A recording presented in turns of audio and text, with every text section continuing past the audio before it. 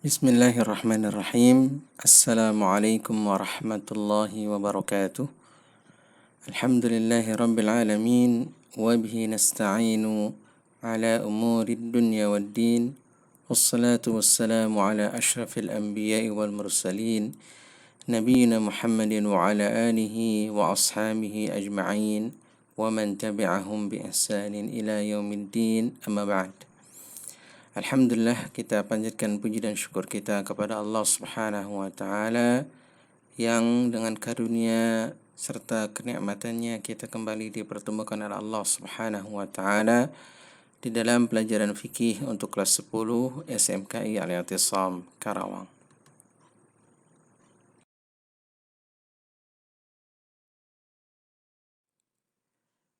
Insyaallah kita akan meneruskan mengkaji kitab Al-Wajiz fi Fiqh Sunnati wal Kitab Al-Ajiz yang ditulis oleh Syekh Dr. Abdul Azim bin Badawi.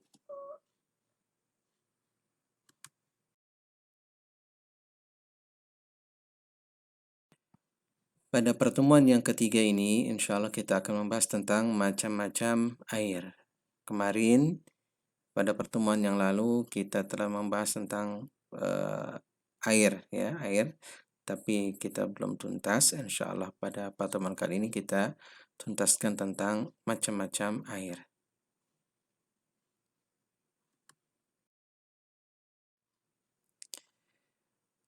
Di dalam kitab Al-Wajiz secara global, air itu ada dua macam. Pertama adalah air suci atau air mutlak. Yang kedua adalah air najis. Nah, berikut keterangan masing-masing atau penjelasan dari masing-masing macam-macam air ini. Pertama adalah air suci ataupun disebut dengan air mutlak, yaitu air sebagaimana diciptakan oleh Allah Ta'ala yang belum berubah dari sifat-sifat aslinya. Jadi air yang memang asli, begitu ya, dinamakan air. Misalnya adalah air yang ada di sumur, air yang turun dari langit atau air hujan, air laut, air sungai, dan yang lain-lainnya. Berikutnya adalah bagaimana kalau air yang suci tadi bercampur dengan sesuatu yang suci juga, dengan sesuatu yang tidak najis, sesuatu yang suci juga. Kata Syekh Abdul Azim dalam kitabnya ini, wa huwa baqin ala tuhuriyatihi, dan dia, air itu tetap di atas kesuciannya. Maksudnya airnya itu tetap dalam keadaan suci. Wa in khalatahu syai'un tahirun, walaupun telah bercampur dengan sesuatu yang suci. Ya, dengan sesuatu yang suci, misalnya adalah air, misalnya air apa? Air biasa, air dari sungai misalnya bercampur dengan tanah sehingga airnya itu menjadi agak kecoklatan, ya. Atau air sumur, ya, terjatuh di air itu misalnya daun-daunan, ya, itu kan suci semua. Nah, itu tetap dalam keadaan suci. Malam yakhruj an itlaqihi, selama tidak keluar dari kemutlakan air itu.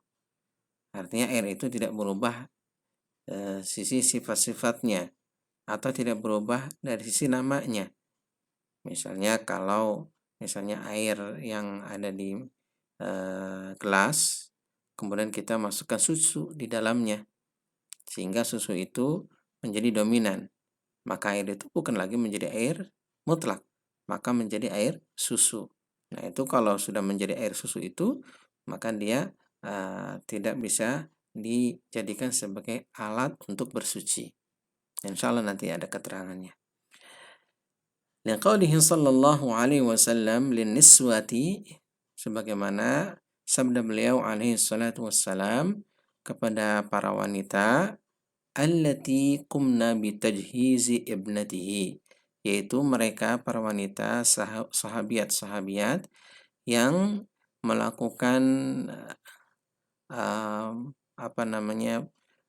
penyelenggaraan jenazah, ya, penyelenggaraan jenazah untuk putri beliau, ya, untuk putri beliau, untuk putri Rasul alaihi salatu wassalam.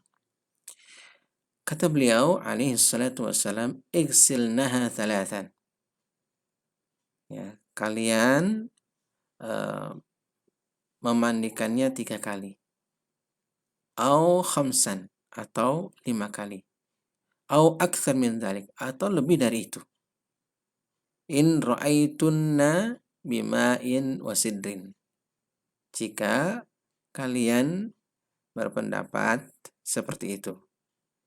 Dengan apa dimandikan? Bima'in wasidrin, dengan air dan daun bidara. Sidrin, daun bidara. Jadi air itu dicampur dengan daun bidara. Maka air itu air biasa menjadi air yang ada daun bidaranya di situ. Maka itu tetap dalam keadaan suci. Ya. Waj'alna fil akhirati kafura, dan jadikan di akhir dari memandikan itu airnya dicampur dengan kafura, dengan kapur, ya, kapur barus, au syai'an min kafurin, atau sesuatu dari kapur barus, ya, kapur barus. Nah, ini menunjukkan bahwa air tadi tidak menjadi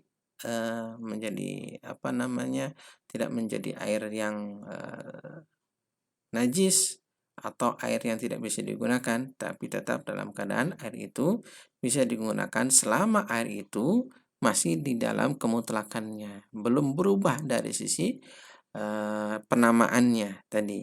Misalnya kalau airnya itu di ember, kemudian kita campurkan dengan sesuatu yang lebih banyak dari airnya, kemudian berubah nama airnya, bukan lagi air, tapi misalnya dicampur kopi menjadi air kopi, dicampur teh menjadi air teh, maka itu tidak bisa digunakan. Selanjutnya kita simpulkan hukum air yang tercampur dengan sesuatu yang suci. Pertama, tetap suci dan mensucikan. Ya, air itu bisa digunakan untuk berwudu ataupun untuk mandi, selama tidak merubah kemutlakan air tersebut. Tadi belum berubah air itu, belum namanya juga belum berubah, ya, sifat-sifatnya juga belum berubah, ya. Yang kedua, suci namun tidak dapat mensucikan. Seperti tadi, airnya misalnya di ember, kemudian kita masukkan kopi dalam jumlah yang banyak sehingga disebutnya air kopi, maka itu tidak bisa mensucikan. Kenapa? Apabila telah berubah kemutlakannya. Kemutlakan airnya sudah berubah, bukan lagi air yang digunakan untuk bersuci, akan tapi airnya sudah berubah menjadi air tersendiri, tertentu, begitu ya. Bahkan namanya juga sudah menjadi berubah. Yang kedua adalah air najis, yaitu air yang terkena najis. Ya, misalnya terkena kotoran manusia, kencingnya atau yang lainnya. Kemudian berubah baunya, berubah warnanya, dan berubah rasanya. Nah, ini disebut dengan air najis. Begitu. Misalnya air di ember, kemudian terkena najis, bangkai, maka kemudian di ember itu berubah menjadi bau, begitu. Ya, apalagi rasanya. Nah, ini disebut dengan air najis. Nah, air najis tentu tidak bisa digunakan untuk bersuci, jelas. Baik, keadaan air yang terkena najis. Pertama adalah airnya sedikit, maka ini menjadi najis walaupun tidak berubah sifat-sifatnya. Ya, airnya sedikit, misalnya ember kecil, begitu ya. Kemudian jatuh di dalamnya itu bangkai atau terkena darah atau yang lainnya, maka itu menjadi najis, begitu. Kalau airnya itu adalah sedikit, airnya sedikit, gitu. Misalnya juga di di gayung dan yang sejenisnya. Yang kedua adalah airnya banyak, ya, airnya banyak, misalnya di kolam begitu banyak, ya. Menjadi najis jika berubah baunya, warnanya, dan rasanya. Ya, karena memang mungkin di situ dominan najisnya. Kalau dominan najisnya maka akan merubah warna, bau, dan rasanya. Dan jika tidak berubah maka tidak najis. Ya, misalnya najis sangat sedikit sekali, kemudian airnya sangat banyak, maka tidak berubah, tidak merubah sisi warna, bau, dan rasanya tidak berubah sama sekali. Maka dia masih dalam keadaan kemutlakan air tersebut, sehingga air itu tetap dalam keadaan suci dan tidak menjadi najis. Kemudian airnya bisa digunakan untuk bersuci. Baik, anak-anak sekalian, lihat halaman yang ke-29 dari kitab Al-Wajiz. Ya, kata beliau, wala yuhkamu binajasatil ma', dan tidak dihukumi air itu menjadi najis. Wa in waqa'at fihi najasatun, walaupun ketika terjatuh ke dalam air itu najis. Illa idza taghayyara biha, kecuali jika air itu berubah. Ya, airnya berubah dengan sebab adanya najis tadi, berubah baunya, berubah rasanya, berubah warnanya. Di hadis Abi Sa'idin, berdasarkan hadis Abi Sa'id radhiyallahu anhu, dia berkata, qila, ada yang bertanya kepada Rasulullah sallallahu alaihi wasallam, ya Rasulullah, ana tawadda'u min bi'ri buda'ah. Ya Rasulullah, ana tawadda'u min bi'ri buda'ah. Wahai Rasulullah, apakah kita berwudu dari sumur buda'ah? Apa sumur buda'ah itu? Wahya bi'run yulqa fiha al-hiyadu wa luhumul kilabi wa natan. Yaitu sumur yang di dalam sumur itu biasa dilemparkan, yaitu al-hiyad, yaitu wanita-wanita haid, bekas-bekasnya kadang dilempar di situ. Walhumul kilab, juga bangkai dari daging-daging anjing, ya, wanatan, dan juga nanah, begitu. Faqala sallallahu alaihi wasallam, kemudian Rasulullah sallallahu alaihi wasallam bersabda, al-ma'u tahurun la yunajjisuhu syai'un. Air itu adalah suci dan tidak menyebabkan air itu najis sesuatu apapun. Maksudnya di sini adalah bahwa air yang ada di sumur wudu'ah itu airnya adalah banyak, ya. Airnya itu adalah banyak, sehingga tidak mempengaruhi kemutlakan air itu. Ketika air itu masih dalam keadaan kemutlakannya, maka dia dalam keadaan tetap suci dan bisa digunakan untuk berwudu ataupun bersuci yang lainnya. Wallahu a'lam bissawab.